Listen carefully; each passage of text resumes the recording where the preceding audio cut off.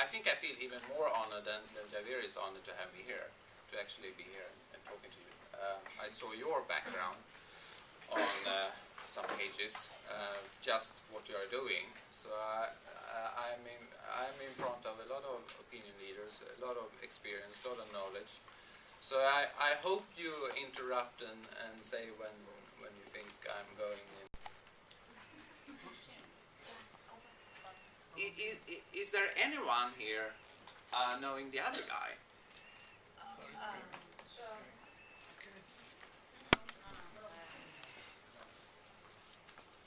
Anyone knowing the other guy? Good. Yeah. It's not Pirate Bay, but the Pirate Party. It's the party leader of the Pirate Party. Have you heard of the Pirate Party? No. That's fantastic, because then I have something to tell you.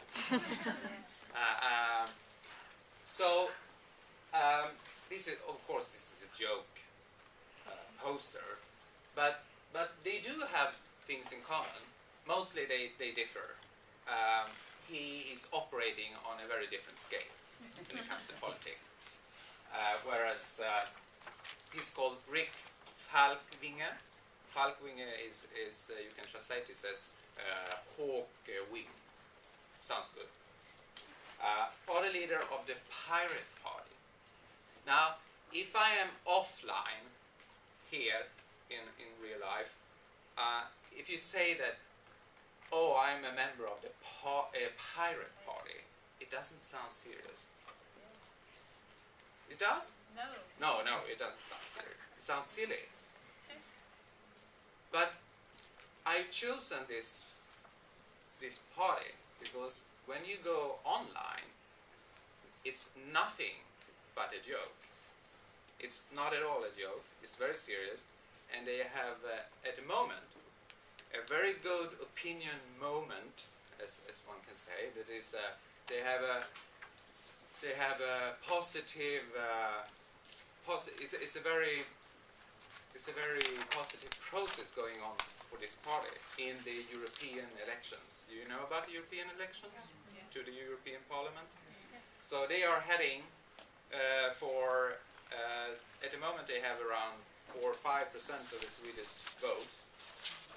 The Pirate Party, Sweden, 4 or 5%. I mean, the Viking Party, sure, but the Pirate Party? Exactly, the history is you were Viking, the Swedish, so... Okay, so you would accept the Viking. Okay, we send pirates to... We don't send pirate to the EU, but we could send Vikings. So. Anyway, they don't share much, but they do share some critical aspects of public opinion, and working with public opinion. And the most important one is the headline, which is rather tricky because we could formulate in any way, but it is that you need to be opposing something. I mean, without opposition, there is no sense in talking about trying to win elections, trying to form, mold, change public opinion. In some way, you start in a minority position. That's one of the things they have in common. I mean, even Barack Obama in the beginning, even before running against Hillary Clinton, he was more or less considered underdog. It was over time that he became the winner takes it all type. So this is one of the critical aspects. You always start in some kind of opposition if you are doing real public opinion work. The second thing with these two are their use of interactive digital media. Even more so the Pirate Party. They are founded in the cyber digital world. So far they almost exclusively operated on the internet. So their biggest challenge will be actually to get people to go physically and put their ballots physically in these boxes, because the movement is on the internet. And I will tell you more about it as we come along and why they are becoming interesting, not only for themselves but also for researchers like me. I didn't tell you any background, but let's say that I am a researcher in information. Okay, let's go continue. So after the enormous success for Barack Obama, there has been some kind of boom among public relations specialists, advertisers, marketing professionals, talking about the social media, the internet, and this is the next political platform for whomever wants to change politics and do public opinion work. And no doubt, it is a critical factor increasingly in a world where publics are fragmented. If publics are fragmented but accessible through internet, it is a way of uniting things which are not possibly united in reality.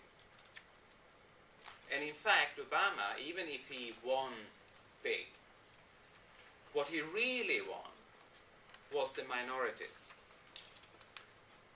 All the undecided voters, all the delusion voters. Hesitator, you mean? Independent? I think it's his reform vision, that he actually appealed to many marginal groups which think that they are not part of society, and he managed to install hope and belief, not only as a slogan, but also in a real sense in the heart. So, digital media is not just like a funny technical thing, it's also something that really touches upon a very difficult issue in information society. That is fragmented publics, fragmented target groups. People are creating their own subcultures, and you need to unite them in some way. And it's difficult to use mainstream broadcasting media because the publics are fragmented. But if we can use the internet as a platform for actually reaching out to all these different groups, then it becomes an efficient way of planning, distributing information and communicating with diverse groups. Okay?